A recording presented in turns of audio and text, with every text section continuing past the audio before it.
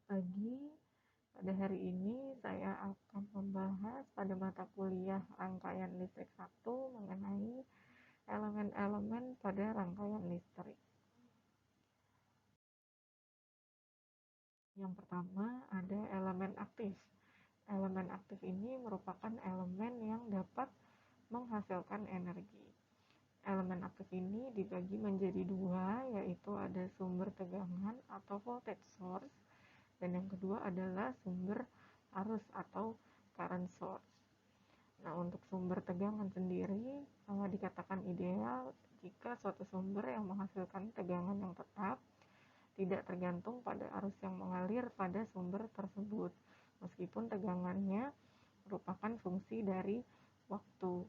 Nah, sifat lain dari sumber tegangan adalah bahwa sumber tegangan mempunyai nilai resistansi dalam sama dengan 0 atau RD-nya sama dengan 0. Maka ini dapat dikatakan sebagai sumber tegangan yang ideal.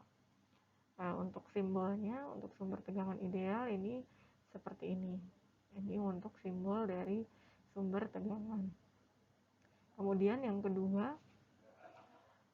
ada sumber arus atau current source. Sumber arus ideal adalah sumber arus yang menghasilkan arus yang tetap, tidak bergantung dari tegangan lain dari sumber arus tersebut. Nah, untuk nilai hambatan dalam dari sumber arus itu nilainya tak hingga. Itu dikatakan sumber arus ideal. Ini merupakan simbol dari sumber arus. Seperti itu. Nah, yang kedua, elemen-elemen dalam rangkaian listrik selain ada elemen aktif, ada elemen pasif. Di sini elemen pasif merupakan elemen yang tidak menghasilkan energi. Jadi elemen ini hanya dapat menerima energi dalam bentuk menyerap atau menyimpan energi saja. Nah, elemen pasif yang akan kita bahas pada mata kuliah kali ini ada resistor, ada induktor, dan ada kapasitor. Terlihat seperti di gambar ini merupakan komponen pasif atau elemen pasif pada rangkaian listrik. Ada R, ada L atau induktor, dan ada C atau kapasitor. Di sini adalah elemen aktifnya, di sini ada sumber tegangan.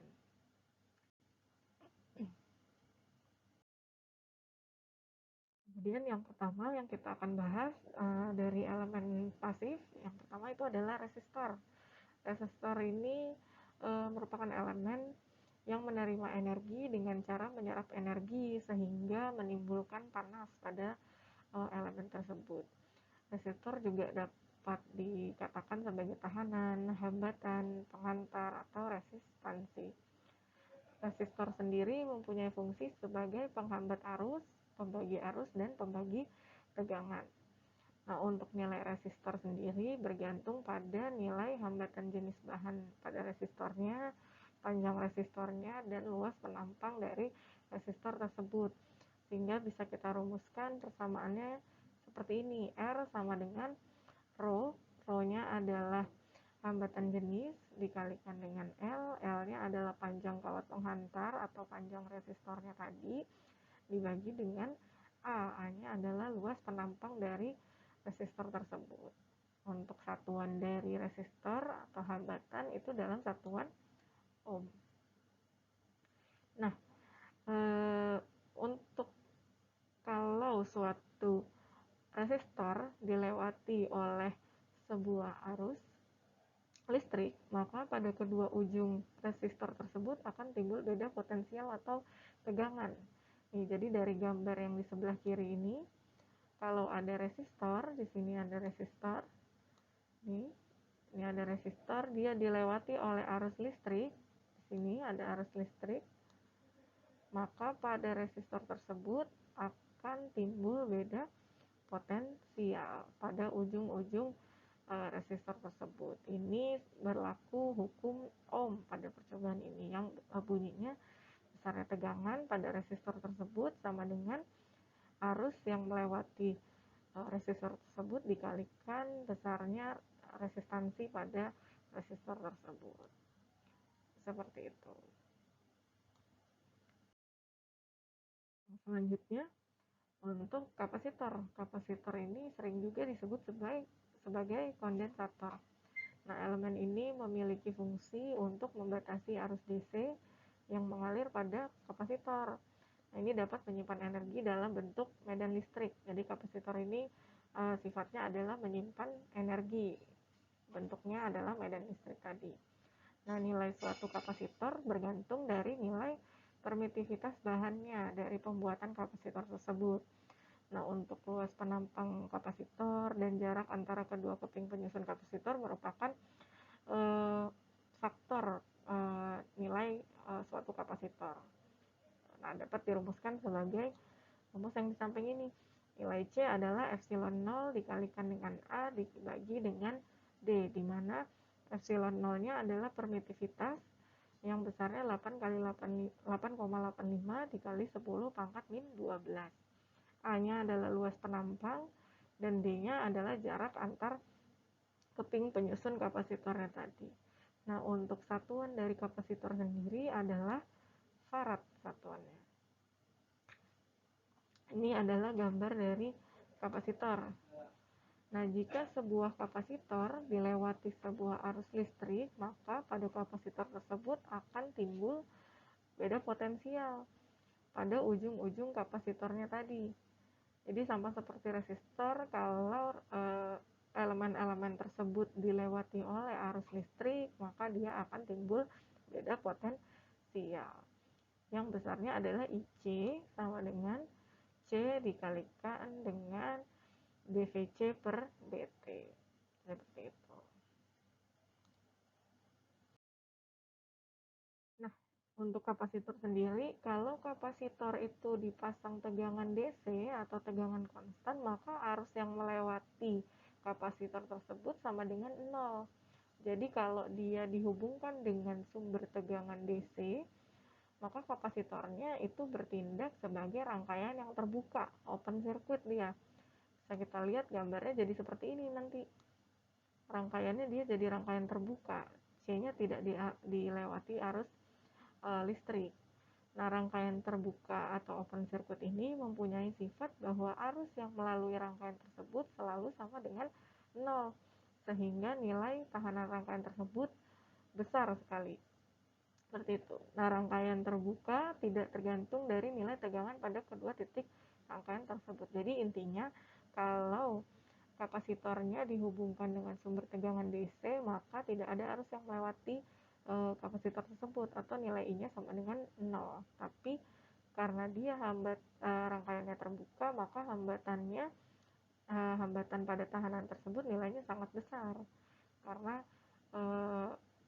rangkaiannya terbuka. Seperti itu.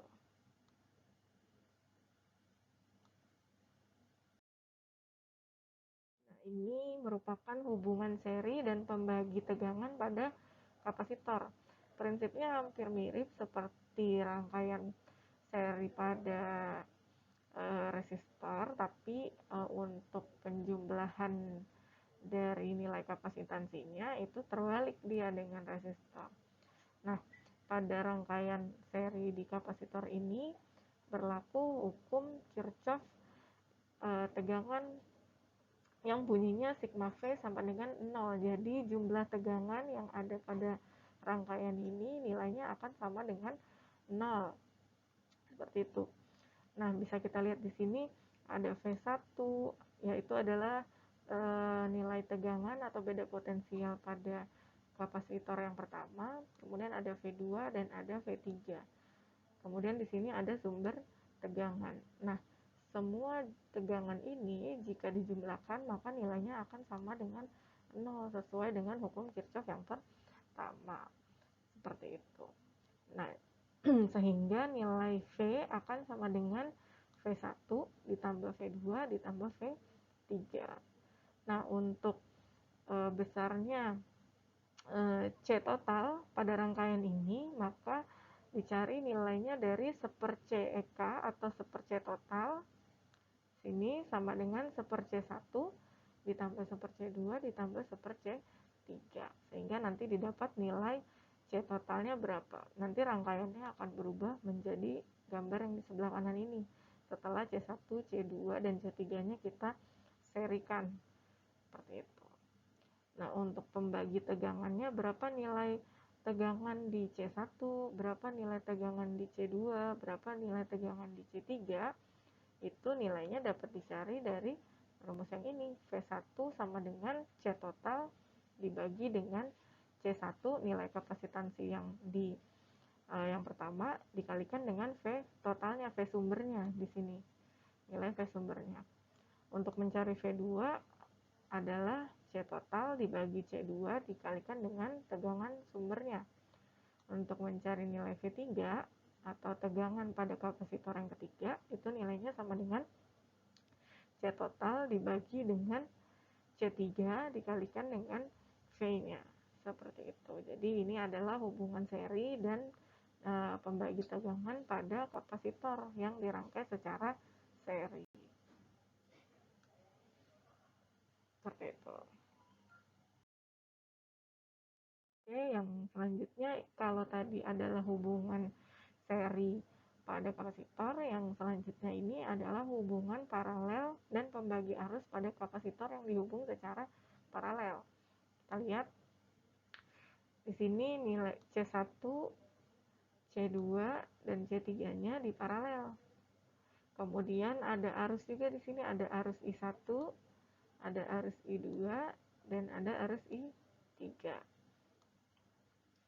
Kita lihat, nah pada hubungan paralel ini berlaku hukum Kirchhoff yang kedua, Kirchhoff current law, di mana penjumlahan antara arus yang masuk ke satu titik akan sama dengan arus yang keluar dari titik tersebut. Jadi sigma I sama dengan 0. Kita bisa lihat di sini bahwa besarnya I1 sama dengan besarnya I sama dengan I1 tambah I2 tambah I3, karena dari titik ini bercabang jadi 3, ke I1, ke I2, dan ke I3. Maka berlaku hukum Kirchhoff yang kedua, di mana besarnya sigma I sama dengan 0 yang ini. Nah, untuk berapakah besarnya kapasitansi total dari rangkaian paralel ini? Besarnya tinggal kita jumlahkan. Kalau paralel di kapasitor itu kebalikannya dari resistor. Jadi dia tinggal dijumlahkan saja. Jadi untuk mencari C totalnya atau kapasitansi total dari rangkaian paralel, tinggal dijumlahkan antara C1 ditambah C2 ditambah C3. Maka kita dapat nilai C totalnya pada rangkaian paralel kapasitor adalah C total ini, C ekivalen ini. Nah, kemudian untuk pembagi arusnya, jadi karena nilai arus pada masing-masing kapasitor nilainya berbeda, maka kita harus cari nilai I1, I2, dan I3-nya. Untuk I1 di sini besarnya adalah C1 atau nilai kapasitansi yang 1 dibagi dengan C total dikalikan dengan I. Nah, untuk yang I2 itu adalah nilai kapasitansinya yang kedua dibagi dengan C total dikalikan dengan I. Untuk I3-nya itu besarnya adalah C3 dibagi C total dikalikan dengan I. Seperti itu. Ini adalah rumus pembagi arus pada kapasitor yang dihubungkan secara paralel. Seperti itu.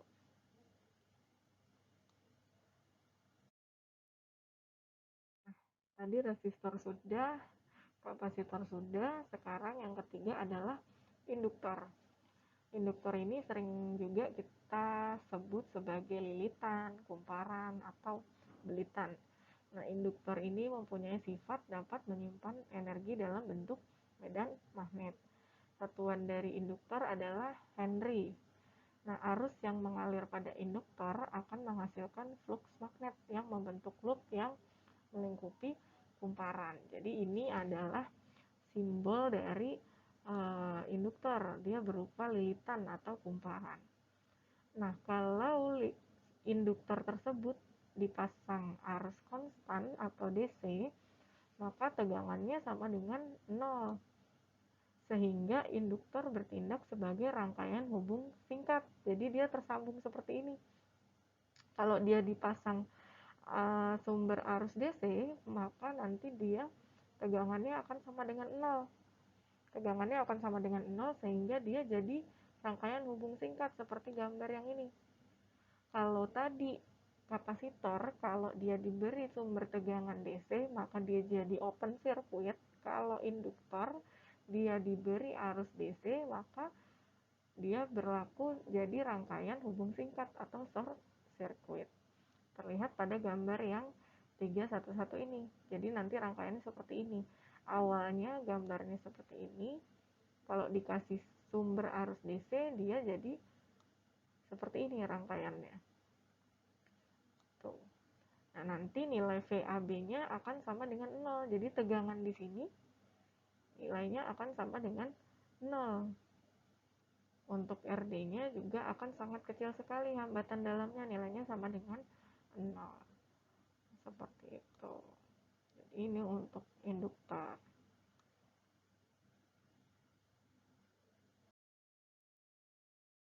Oke, kemudian yang selanjutnya adalah hubungan seri dan pembagi tegangan pada induktor. Jadi kita lihat di sini, ini ada 3 induktor, ada L1, ada L2, dan ada L3. Kita hubungkan secara seri, diberi sumber tegangan.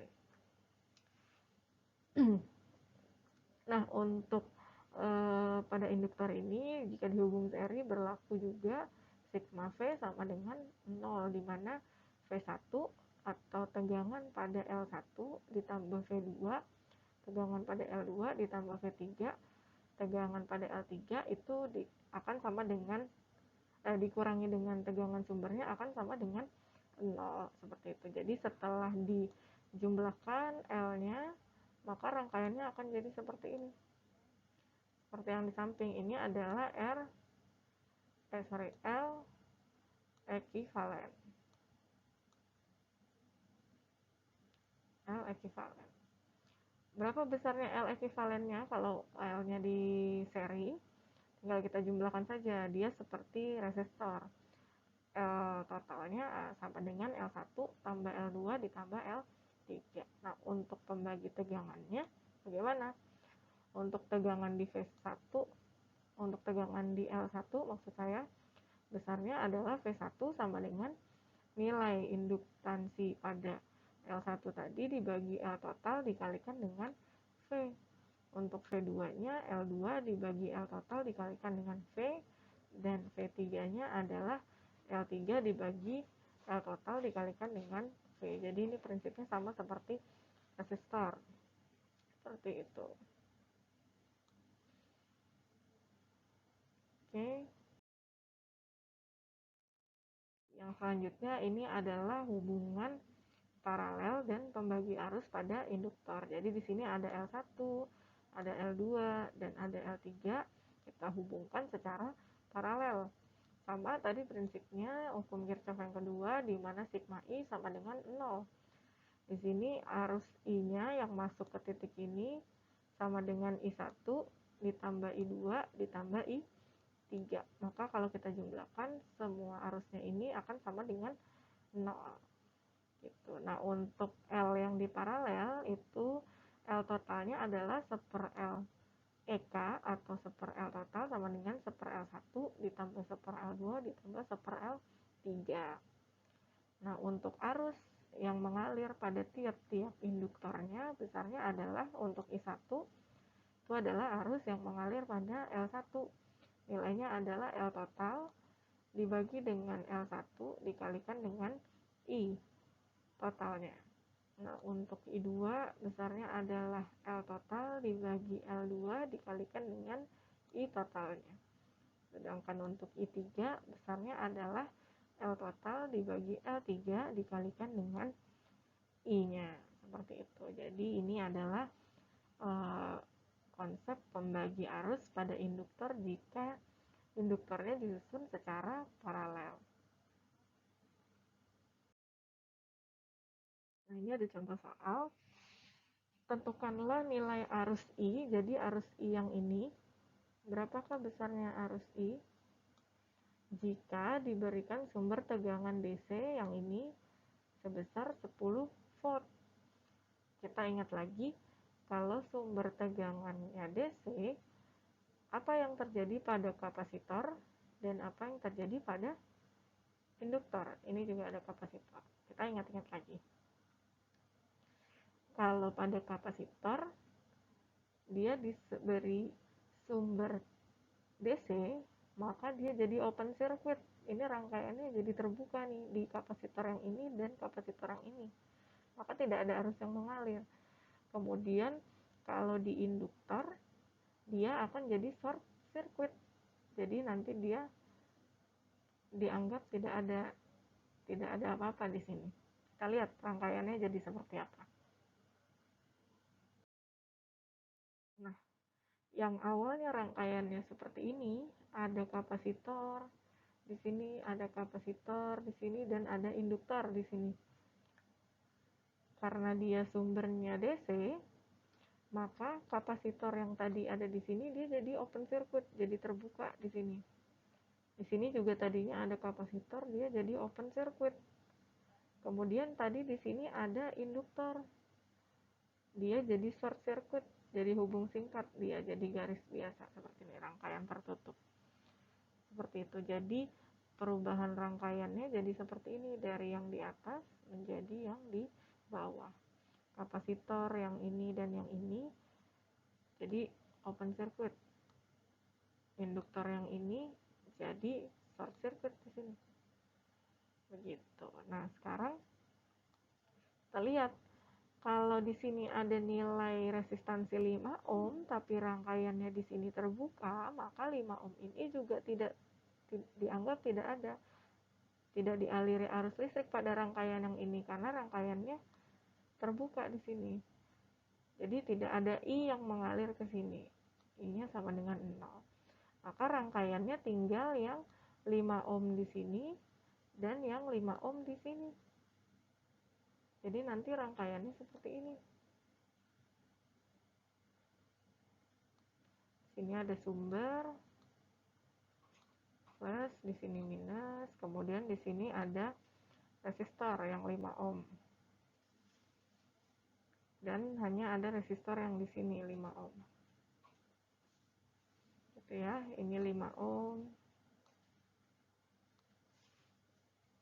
Sini 5 ohm juga. Seperti itu. Jadi tadi yang kapasitor yang 2 di sini dan induktor yang ada di bawah sini dia sudah tidak ada karena yang kapasitor dia jadi open circuit dan yang induktornya dia jadi short circuit, sehingga yang tersisa hanya resistor yang besarnya 5 ohm di atas dan resistor yang besarnya 5 ohm yang di sebelah kanan ini. Jadi rangkaiannya nanti jadi seperti ini. Nah, hubungan antara 5 ohm yang ini dan 5 ohm yang ini adalah seri. Jadi nilai R totalnya tinggal kita jumlahkan antara 5 dengan 5 tadi. Jadi R totalnya sama dengan 10 ohm. Gitu. Nah, jadi untuk mencari nilai arusnya tinggal kita cari dari tegangan totalnya dibagi dengan R total. Di mana tegangannya tadi, tegangan sumbernya adalah 10 volt dibagi dengan hambatan totalnya adalah 5 ditambah 5, 10 ohm. Jadi 10 volt dibagi 10 ohm sama dengan 1 ampere. Jadi arus yang mengalir pada rangkaian ini besarnya adalah 1 ampere. Seperti itu.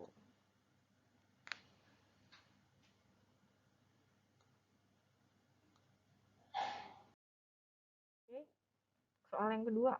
Sekarang kita mau menentukan berapa besarnya nilai I yang ada di sini. Kita lihat lagi di sini sumber arus ada 3 ampere, di sini ada sumber tegangan yang besarnya 3 kali V1. Nah, V1-nya di mana?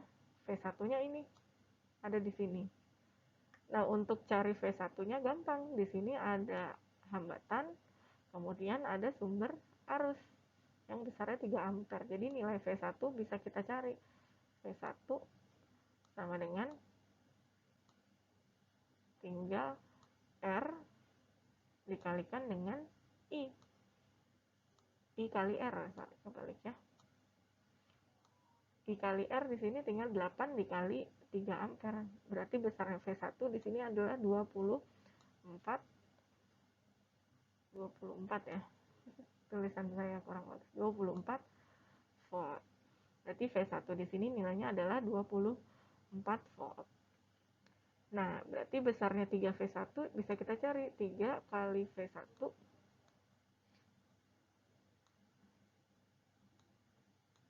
bisa kita cari. Nanti nilai tegangan di sini adalah 3 dikalikan dengan 24. Berarti besarnya sama dengan 72 volt di sini. Di sini 72 volt. Seperti itu. Oke, sekarang kita sederhanakan rangkaiannya dulu.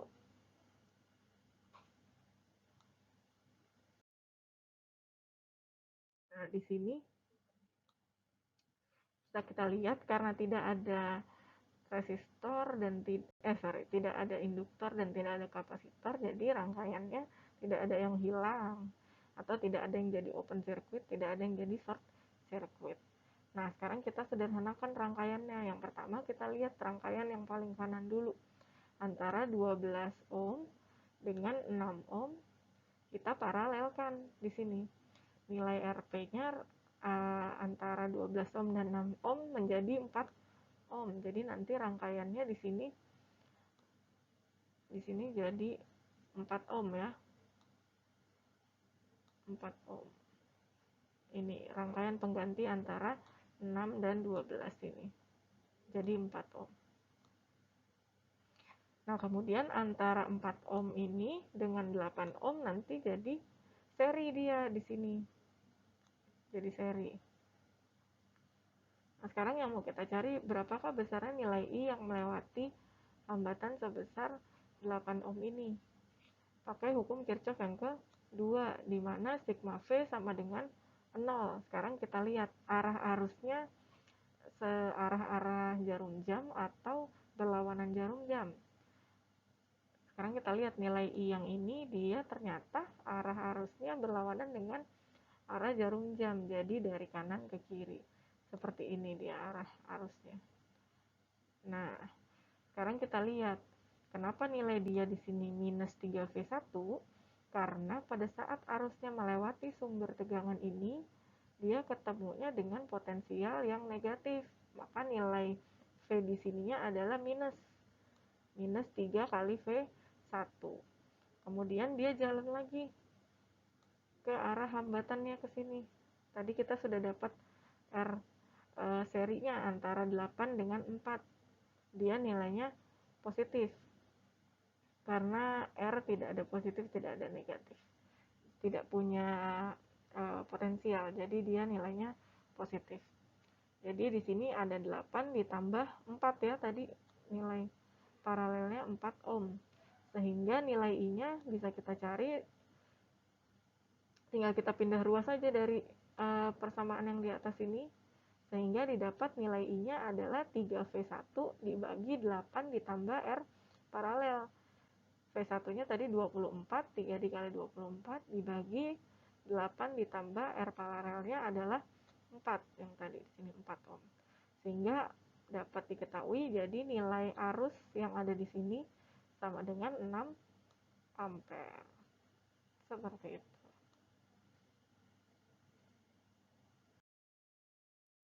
Oke, sekian untuk materi saya hari ini. Terima kasih. Assalamualaikum warahmatullahi wabarakatuh.